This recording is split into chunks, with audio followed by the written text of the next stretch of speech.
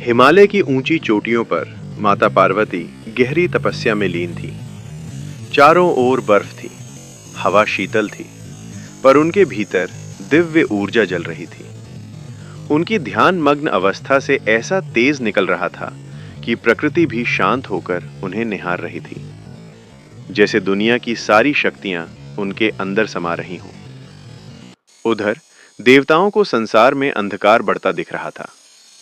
असुरों ने हाहाकार मचा रखा था और धर्म का संतुलन टूट रहा था।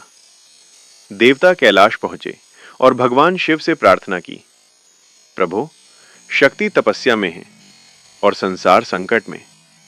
हमें शक्ति के जागरण की आवश्यकता है। भगवान शिव ने शांत भाव से कहा, समय आने पर शक्ति स्वयं उठेगी और ब्रह्मांड को बचाएगी। इधर दैत्य भीमासुर का आतंक चरम पर था।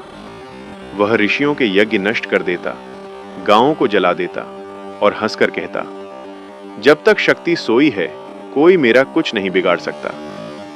उसके लाल जलते नेत्र और विशाल शरीर को देखकर देवता भी भयभीत रहते थे। संसार धीरे धीरे अंधकार में डूब रहा था। एक दिन एक साधारण स्त्री आंसू भरी आंखों के साथ माता पार्वती के पास पहुंची। वह रोते हुए बोली, मां, भीमासुर ने मेरा परिवार उजाड़ दिया, मुझे बचाने वाला कोई नहीं। इन शब्दों ने पार्वती के भीतर एक गहरी वेदना को जगा दिया। जिस शक्ति को वे तपस्या में छिपाए हुए थी, वह अब जागने लगी। पार्वती की आंखों में पहली बार तीव्र प्रकाश चमका। अचानक वातावरण बदलने लगा। आकाश में बादल गरजने लगे और पर्वत कांप उठा। पार्वती के शरीर से दिव्य प्रकाश फूट पड़ा। क्षण भर में उनका स्वरूप बदलने लगा।